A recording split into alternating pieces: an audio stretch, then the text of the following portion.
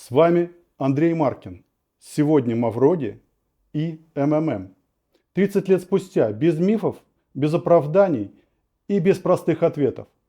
Перед тем, как расскажу правду, такую, какой ее мало кто сегодня знает, задам несколько вопросов, ответы на них и составляют тот скрытый от нас огромный айсберг под названием МММ. Первое.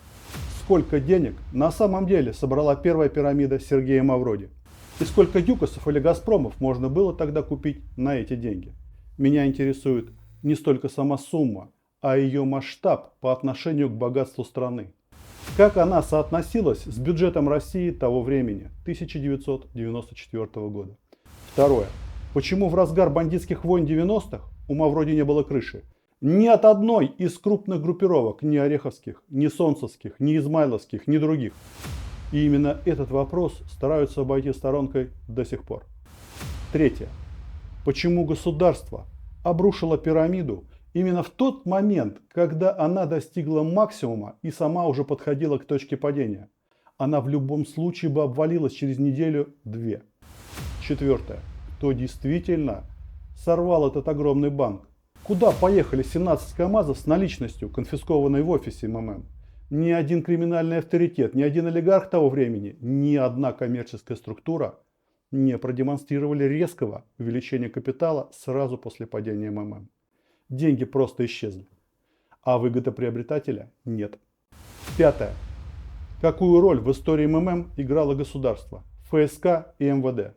Мог ли Мавроди быть разыгран ими в темную и стать инструментом тех, кто всегда остается в тени? Этот разговор не будет очередным набором подвигов Сергея Пантелеймоновича, жалобных историй о вкладчиках или стандартных проклятий в его адрес. Такого контента полно и без меня, и в нем его охотно рисуют гениальным злодеем, что в принципе недалеко от истины. Здесь речь пойдет немного о другом, о действительно важных событиях, о том, как все происходило на самом деле. Он не был близок ни к партийной, ни к хозяйственной номенклатуре страны. Он не был частью крупного бизнеса тех самых комсомольцев.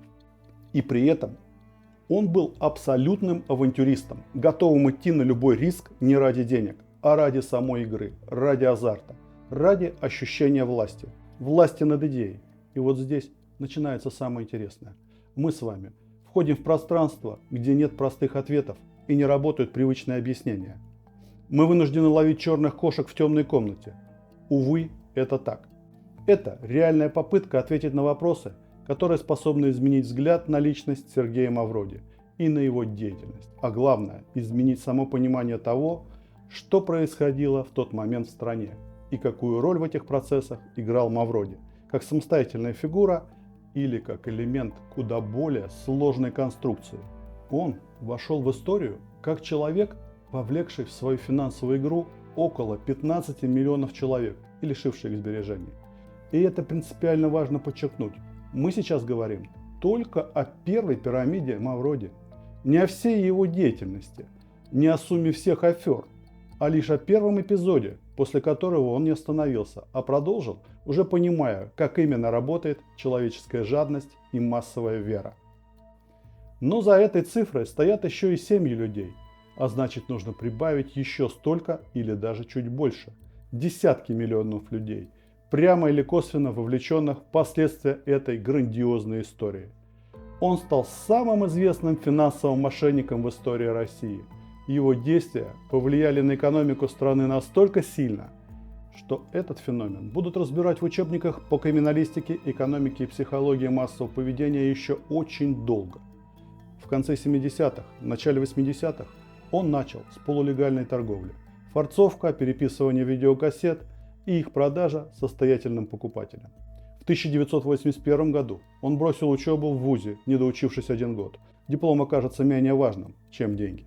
В 1983 году его впервые арестовали за спекуляцию по статье уголовного законодательства, которая в тот момент применялась на практике и предусматривала реальное наказание.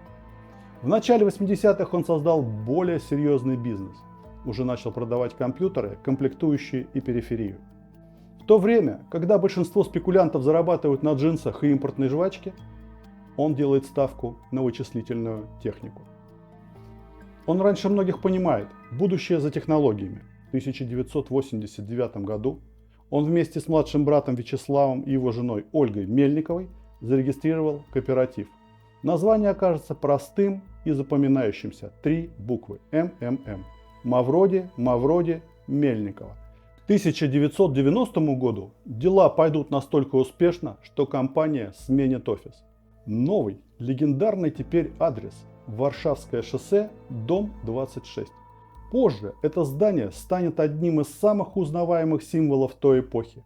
Именно сюда вкладчики будут приносить деньги пачками. И именно здесь 27 июля 1994 года соберется 20-тысячная толпа, требующая вернуть свои сбережения. Это здание 4 августа того же года будут штурмовать ОМОН и налоговая полиция. До 1993 года Мавроди занимался торговлей компьютерами. 5 лет легального и относительно честного бизнеса. В 1993 он понимает, главное, у населения есть деньги, но нет понимания, как их сохранить. Инфляция съедает все сбережения, рубль обесценивается, страх становится массовым. И тогда он приходит к выводу, который и определяет все дальнейшее. Человеческая жадность – главный источник энергии и денег. Он изучил опыт первой классической финансовой пирамиды – схему Чарльза Понци, реализованную в США в 1920 году. В этом же 1993 году он женится, его избранницей станет фотомодель Елена Павлюченко, победительница конкурсов красоты. Он любит коллекционировать бабочек и еще больше сильные впечатления. И именно с этого момента начнется та самая большая игра с именем Мавроди. На середину 1993 года курс доллара в России составлял примерно 1100 рублей за $1 США до деноминации. Теперь простой ориентир, чтобы было понятно, о каких деньгах вообще идет речь. Средняя зарплата рабочего в стране в этот момент составляла около $25 в месяц. Не абстрактного рабочего, а высококвалифицированного, например, экскаваторщика 6 разряда. Это не оценка из отчета, это реальность того времени. $25 в месяц. На этом фоне посмотрим на масштабы государства. Весь федеральный бюджет России на период 1993 года мы получаем примерно $152 миллиарда США. Копейки по сегодняшним масштабам. Тогда это был весь бюджет страны. А теперь ключевой момент. Бюджет был еще и остро дефицитным. То есть государству не хватало денег даже на выполнение собственных обязательств. По официальным оценкам, дефицит федерального бюджета в 1993 году составлял от 10 до 15% ВВП и продолжал расти. А в абсолютных цифрах речь шла о десятках миллиардов долларов, которых у государства просто не было. Ельцин и компания ходили по миру с протянутой рукой и просили помощь у Международного валютного фонда. Чтобы хоть как-то закрыть самые болезненные дыры, зарплаты бюджетника, медицину и образование, правительство пошло на экстренные меры, в том числе на продажу части золотого запаса страны. Совокупный эффект от этих мер, выпуск краткосрочных обязательств, продажа золота, дал результат менее $1 миллиарда. Вы понимаете, насколько это было больно? Страна, которая когда-то кормила хлебом полмира, теперь просит гуманитарную помощь с целью избежать голода. Тогда примерно $900 миллионов – это максимум, который удалось выжать из финансового рынка без немедленного запуска печатного станка и гиперинфляции. А мы зафиксируем это. Государство, продав золото, смогло привлечь менее $1 миллиарда. При этом бюджетный дефицит измерялся десятками миллиардов. Инфляция в 1993 году по официальным данным Госкомстата составляла около 840% за год. Рубль обесценивался стремительно, население теряло деньги и не понимало, как их сохранить. Да что там сохранить? Почти все не понимали, как дожить до следующего месяца. А именно в этот момент начинает работать пирамида МММ. По оценкам экспертов и расследований, к моменту краха МММ аккумулировала у населения порядка от 1 до 1,5 миллиардов долларов. Эти цифры сходятся в информационных материалах как от ТАСС, так и Радио Свобода, источников с разной политической и институциональной природой, но одинаковыми выводами по масштабу ущерба. Посмотрите, пожалуйста, внимательно на этот кадр. Слева Частная структура. Финансовая пирамида МММ. По оценкам расследований, за период 1993-1994 годы она аккумулировала население, как я уже говорил, до $1,5 миллиарда. Справа государства. Продажа золотовалютных резервов Российской Федерации в 1993 году. Итог этих экстренных мер – около $900 миллионов. Частная пирамида собирает больше денег, чем государство получает, распродавая золото. Это не фигура речи, это сопоставимый масштаб. Именно с этого момента МММ перестает быть только частной аферой и становится макроэкономическим фактором. Итак, МММ собрала больше денег, чем государство получило от продажи золота. МММ сделала это быстрее, проще и без доступа к государственным ресурсам. Фактически превратилась в макроэкономический фактор, а не только в частную аферу. При бюджете страны около $150 миллиардов, аккумулирование за короткое время даже 1% от этой суммы уже имело бы системное значение. А МММ по консервативным оценкам собрала около 1% бюджета России. В условиях, когда государству отчаянно не хватало денег. И вот здесь возникает ключевой вопрос.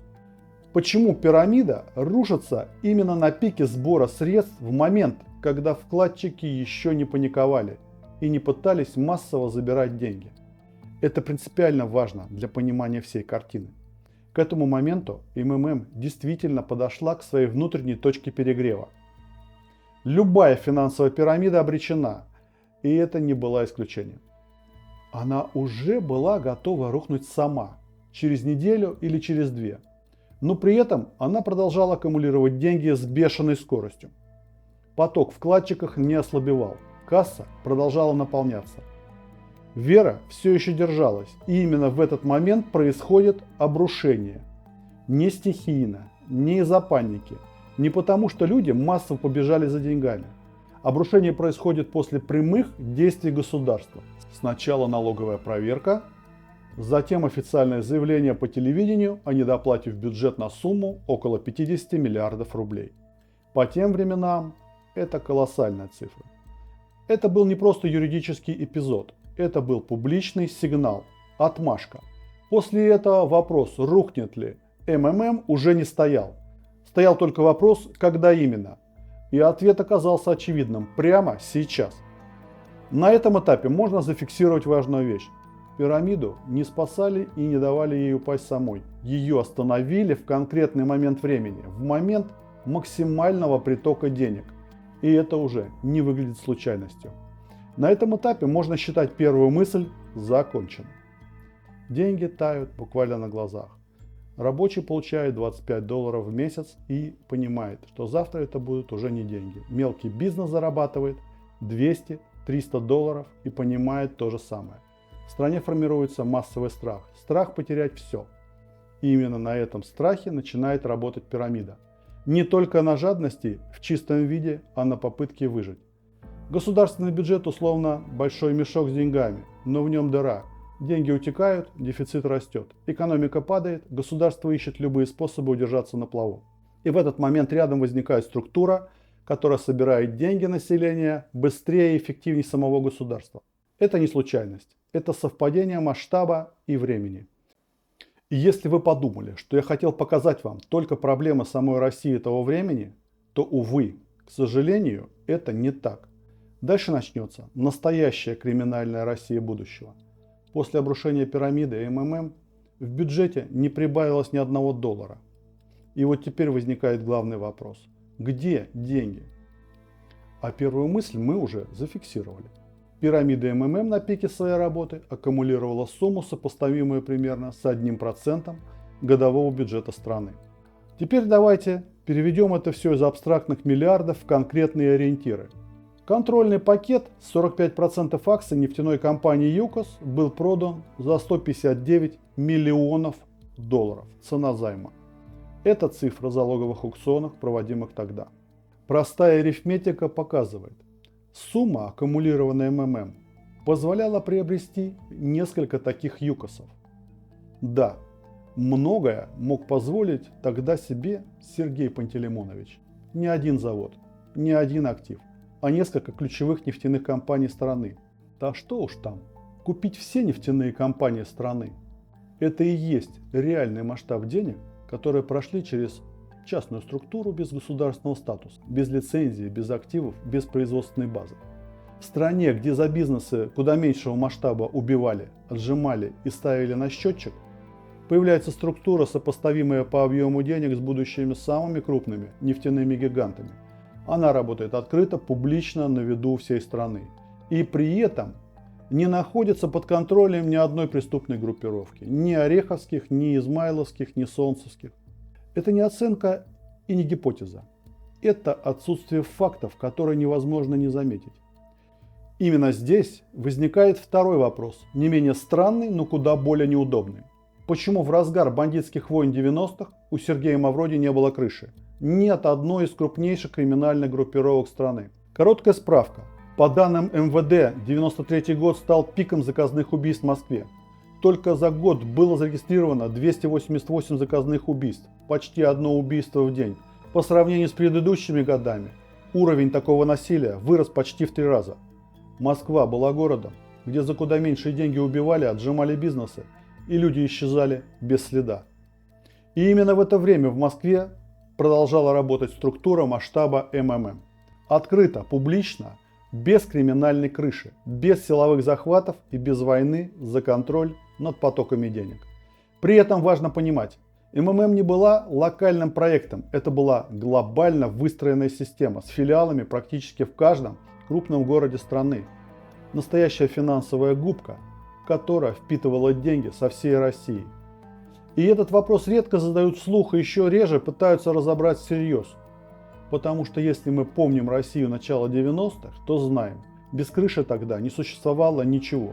Ни рынок, ни кооператив, ни торговая палатка. Любой бизнес, через который проходили серьезные деньги, либо находился под контролем криминала, либо становился его добычей.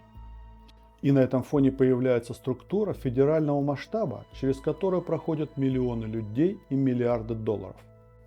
И она каким-то образом остается вне криминального контроля.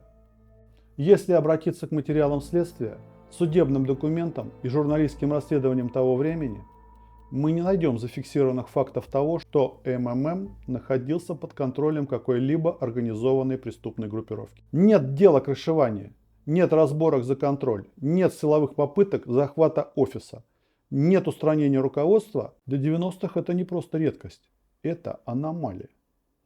При этом здесь важно быть честным. Представители криминального мира вокруг МММ безусловно присутствовали. Они несли туда деньги. Заходили раньше других, выходили раньше других и зарабатывали. Но они были клиентами, игроками, пользователями схемы. Они не были ее хозяевами.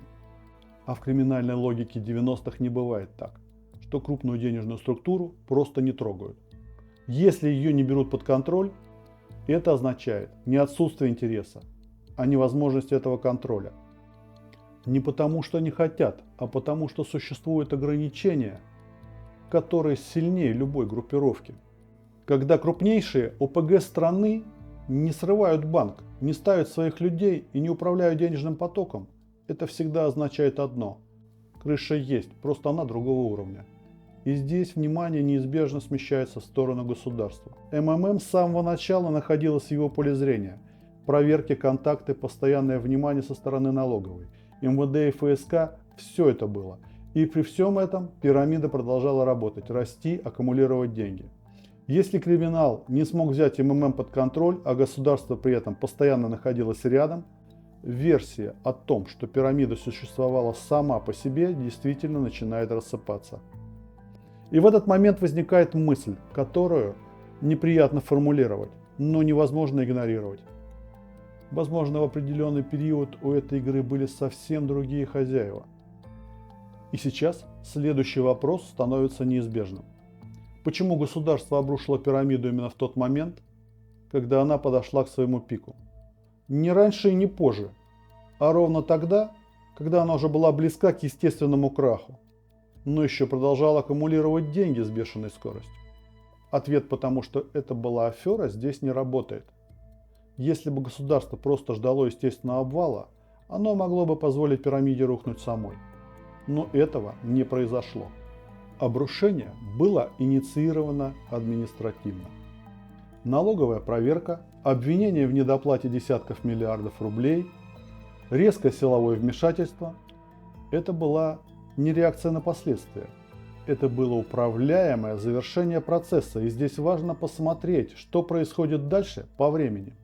Практически сразу, после краха МММ, начинается активная подготовка к залоговым аукционам. Это важный момент, который почти никогда не ставят рядом, хотя по времени эти процессы идут практически след в след. Для тех, кто в середине 90-х был еще ребенком, я поясню, о чем идет речь. Залоговые аукционы 1995 года – это механизм, при котором государство под предлогом временных займов передавало контроль над самыми прибыльными и стратегическими важными объектами страны ограниченному кругу частных лиц. Формально это выглядело как финансовая операция. Государству срочно нужны деньги, банки дают кредиты, а в залог передаются пакеты акций крупнейших предприятий. Фактически же это была приватизация без конкуренции, где победители были известны заранее. Речь идет о предприятиях масштаба ЮКОСа, Сибнефти, Норильского никеля, крупнейших металлургических и сырьевых активах страны. Объекты, которые формировали основу экономики России, были проданы по ценам в десятки и сотни раз ниже их реальной стоимости. Именно тогда появился узкий круг людей, которых позже назовут олигархами. Не потому, что они выиграли честный рынок, а потому, что их назначили владельцами через решения, через схемы и договоренности, недоступные обществу. И здесь возникает простой, но крайне неудобный вопрос. Откуда в стране, пережившей крах пирамиды, гиперинфляцию и дефицит бюджета, внезапно появились деньги на покупку активов стоимостью в миллиарды долларов? Совпадение? Не думаю. Начинается лихорадочная подготовка к залоговым аукционам. А это, как известно, не делается за одну ночь. Подобные решения требуют месяцев, а чаще года. Оценка активов, правовые конструкции, банковские схемы, подбор участников, согласование условий. И вот, к 1995 году эта работа была завершена. Государство принимает решение продать самые лакомые куски своей промышленности через механизм залоговых аукционов. На рынок выходят предприятия, которые составляли основу экономики страны. ЮКОС, Сибнефть, Норильский никель, Красноярский алюминиевый завод и целый ряд других стратегических активов. Здесь важно зафиксировать одну простую вещь. Государство не может просто сказать: сегодня мы продаем страну. Любая такая операция требует времени, тишины и финансовой инфраструктуры. И денег, конечно же. И именно в этот переходный период между крахом МММ и стартом залоговых аукционов возникает основной вопрос. Откуда взялись деньги на выкуп всего этого богатства страны? МММ уже в прошлом, вкладчики разорены. Мавроди уходит в политику и баллотируется в Государственную Думу. Денег по официальной версии нет. Они исчезли. Но в реальной экономике деньги не исчезают без следа. Существует простой принцип, который работает всегда. Если где-то убыло, значит где-то прибыло. И если прибыло, то не где-то вообще, а в конкретных местах. В конкретных банках и в конкретных финансовых структурах, которые в тот момент начинают активно кредитовать будущих покупателей государственной собственности. Представьте себе простую ситуацию. Вам нужно купить ЮКОС. Условно весь ЮКОС за 300 миллионов долларов. В залоговых аукционах 1995 года пакет ЮКОСа 45% ушел примерно за 159 миллионов долларов. При этом у вас на руках всего, например, 5 миллионов. В нормальной экономике на этом разговор заканчивается. Но в России с середины 90-х он только начинается. Реальная стоимость ЮКОСа – это не сотни миллионов. Это десятки, а по современным оценкам около 100 миллиардов долларов. И возникает вопрос, как купить актив такого масштаба, не имея денег? А ответ оказался удивительно простым.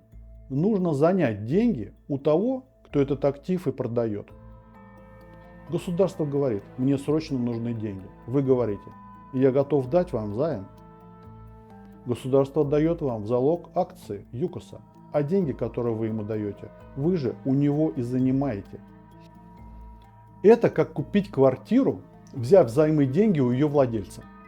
Купить ее за его же средства, а потом годами возвращать долг уже в обесцененных рублях. Понимаете, что инфляция 750% в год превращает этот долг в ничто? Формально все законно, фактически гениальная финансовая конструкция. Вы получаете контроль над активом, который стоит десятки миллиардов, заплатив за него сумму, сопоставимую с ценой хорошего особняка. А долг государству растворяется во времени и инфляции. Красиво, безусловно, эффективно, абсолютно. Вопрос только в одном. Кто, за чей счет оплатил эту красоту? Именно эти кредиты и становятся ключом к покупке активов, реальная стоимость которых измерялась десятками, а в перспективе сотнями миллиардов долларов. Покупка происходила по ценам, которые сегодня выглядят абсолютно низкими, а в ряде случаев в 100, а то и в 200 раз ниже реальной стоимости активов. И покупали их не случайные люди. Их имена хорошо известны. Это те самые комсомольцы, которые вскоре станут олигархами и определят экономический ландшафт страны на десятилетия вперед. Я не берусь оценивать объем теневых денег, взяток или конкретных выгодоприобретателей. Это отдельный разговор и отдельное расследование. Но одно можно сказать точно. Архитектура залоговых аукционов не возникла в пустоте. Ее готовили, ее финансировали, и она совпала по времени с исчезновением гигантских денежных потоков из пирамиды МММ. Отдельно стоит упомянуть фигуру Альфреда Коха, человека, который в тот период отвечал за организацию и проведение залоговых аукционов в России. Сегодня он живет в Германии и активно выступает с политическими заявлениями и позиционирует себя как сторонника демократических ценностей. Это просто факт его биографии, а не оценка. Так же, как факт и то, что именно в тот период были заложены основы той модели собственности, которая существует в России до сих пор. С тех пор, по большому счету, изменилось немногое. Изменились фамилии, изменились формы, но сама логика перераспределения осталась прежней. Деньги, исчезнувшие из одной точки системы, всплыли в другой. И именно они стали топливом для создания нового класса собственников. И вот теперь мы подходим к следующему, по-настоящему важному этапу этой истории. Если МММ была лишь первым актом, то залоговые аукционы стали вторым. И именно между ними лежит ответ на главный вопрос. Кому на самом деле была выгодна эта игра и почему она закончилась именно тогда, когда закончилась. И вот здесь мы подходим к пятому вопросу, самому неудобному, самому скользкому и, возможно, самому важному. Какую роль в истории МММ играло государство в лице ФСК и МВД? Мог ли Сергей Мавроди быть разыгран в темную и стать инструментом тех, кто всегда остается в тени? Сразу обозначу границу. Речь не идет о том, что Мавроди был прямым менеджером государства или выполнял чьи-то приказы. Никаких документов, где ему ставят задачу собрать сколько-то денег, не существует и, скорее всего, никогда не существовало. Эта история была бы слишком грубой и слишком примитивной. Но есть другая реальность, куда более тонкая. Мавроди не действовал в вакууме. Его структура существовала в пространстве тотального контроля, проверки, оперативный интерес, внимание со стороны налоговой, МВД, ФСК. Все это сопровождало МММ с самого начала. Телефоны прослушивались, финансовые потоки отслеживались, ключевые решения фиксировались. Это не версия. Это нормальная практика государства в отношении структур, через которые проходили миллионы людей и гигантские деньги. При этом возникает странный парадокс. В то время, когда любой бизнес с куда меньшими оборотами либо ставился под криминальный контроль, либо уничтожался, МММ продолжала работать. Открыто, публично, на виду у всех. Без криминальной крыши и без силового давления со стороны государства. Для 90-х это была аномалия.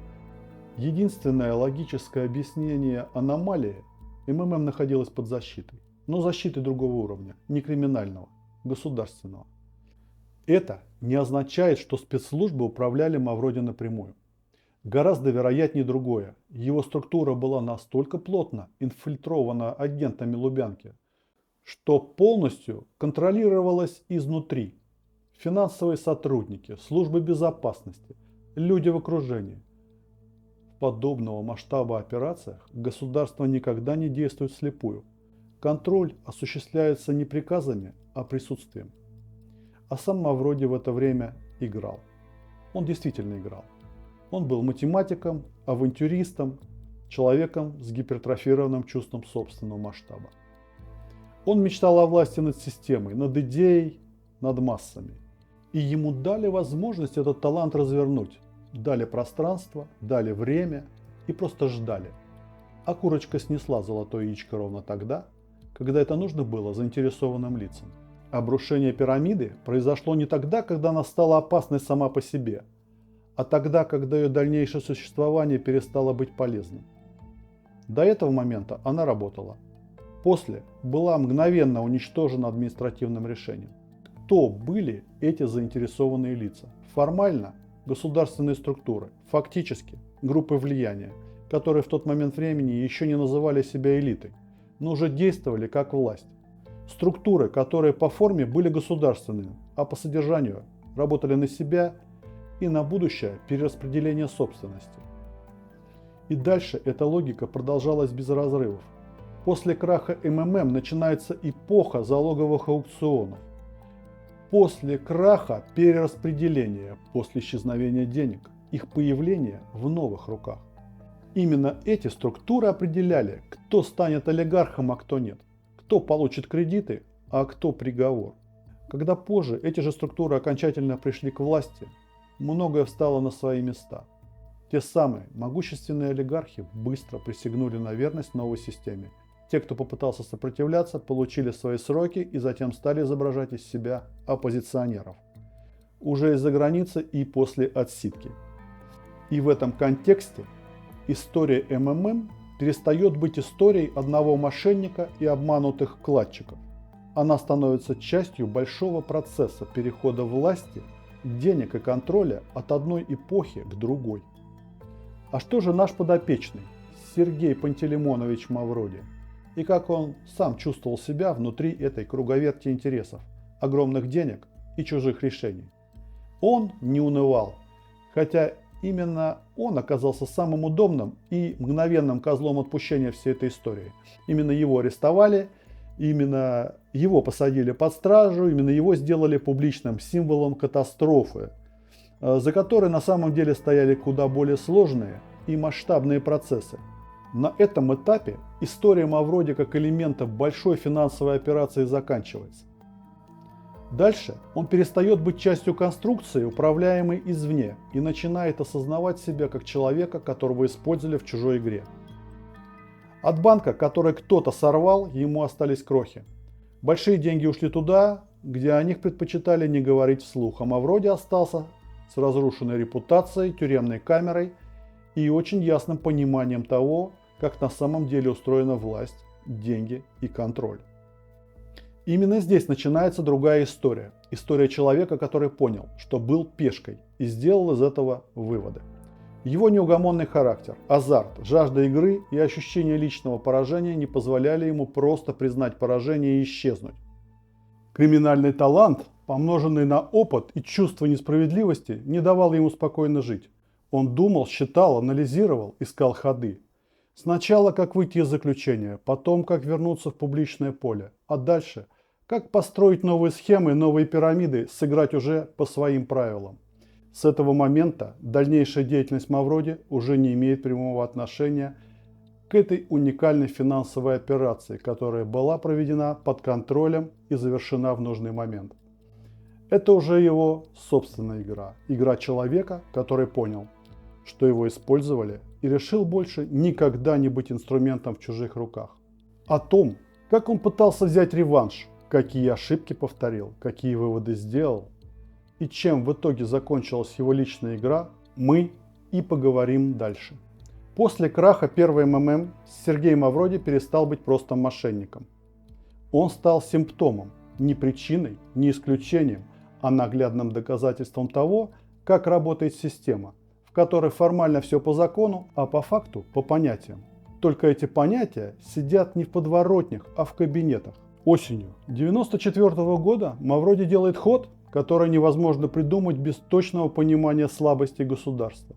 Он баллотируется в депутаты Государственной Думы и выигрывает. Человек, чье имя уже ассоциируется с миллионами обманутых людей, получает депутатскую неприкосновенность и выходит из СИЗО не потому, что его оправдали, и не потому, что он невиновен, а потому, что так устроен закон. Формально все чисто, а по сути фарс. Политика его не интересует. Он не строит программ, не ходит на заседания, не изображает слугу народа. Ему нужен не мандат, а щит, иммунитет. Время, и он его получает. Почти год Мавроди числится депутатом, практически не появляясь в зале заседаний. В 1995 году мандат с него снимают за систематические прогулы. Щит исчезает. Но это уже не проблема, он нужен был лишь для одного – подготовиться. После этого Мавроди исчезает, официально в розыске, неофициально начинается период легенд, слухов и мифов. Его видят в Греции, Испании, Латинской Америке. Но позже всплывает куда более неприятная версия. Он мог годами находиться в Москве, меняя съемные квартиры, пользуясь чужими документами, не высовываясь и не привлекая внимания. Не герой боевика, не беглец с чемоданами наличных, а человек, который умеет растворяться в толпе. И самое важное, он не исчез как фигура, он исчез как объект контроля, но остался игроком. Он переносит свои схемы в интернет и в международную серую зону, где можно назвать пирамиду игрой, виртуальной биржей экспериментом. Так появляется сток-генерацион, псевдофондовый рынок, оформленный как азартная игра. Зарегистрированный за рубежом, формально почти не подкопаешься, по сути та же схема Понци, только для глобальной аудитории. В нее заходят десятки, затем сотни тысяч людей, включая граждан США и Европы. Иллюзия финансовой грамотности рассыпается так же легко, как и в России. Дело не в стране, а в человеческой психике и жадности. Мавроди это знал лучше любого учебника по поведенческой экономике. Параллельно он создает образ мыслителя и экспериментатора, пишет тексты, публикует рассуждения, объясняет, что он не вор, а исследователь массового сознания. Красивый нарратив, удобный. Особенно если забыть, что объектом эксперимента были живые люди с реальными деньгами и реальными жизнями. В начале 2000-х его все-таки находят и задерживают. Суд, следствие, годы разбирательств. Тысячи потерпевших, тома дел, цифры ущерба. При этом личная жизнь окончательно рушится, развод, одиночество, отсутствие устойчивых связей. В 2007 году Мавроди выходит на свободу. И здесь, казалось бы, история должна закончиться. Но именно здесь она делает самый циничный поворот. В 2011 году Мавроди возвращается уже открыто, без масок. Он запускает МММ 2011 и говорит прямо: это финансовая пирамида. Без попыток замаскировать, без легенд про реальный бизнес. Чистый расчет. И это срабатывает. То он меняет правила игры. Теперь ответственность формально лежит на самих участниках. Их предупреждают, их не обманывают словами. Им просто предлагают сыграть. Система построена хитро. Деньги идут напрямую между участниками. Иерархия десятников и сотников, виртуальная валюта, курсы, которые он устанавливает лично. Юридически потом не за что зацепиться, пока нет заявлений. Государство снова выглядит растерянным, предупреждает, разводит руками, фиксирует, но не останавливает. История повторяется. Рост, эйфория, паника, заморозка выплат, попытка перезапуска, потом еще перезапуск, потом криптовалюта, потом еще одна версия. Каждый раз новая упаковка одной и той же идеи. И каждый раз новые люди, которые уверены, что на этот раз они умнее. В середине 2010-х становится ясно, это уже не триумф и не гениальная манипуляция, а движение по инерции. Доверие тает, проекты рушатся быстрее. Сам Мавроди выглядит все более одиноким и выжатым.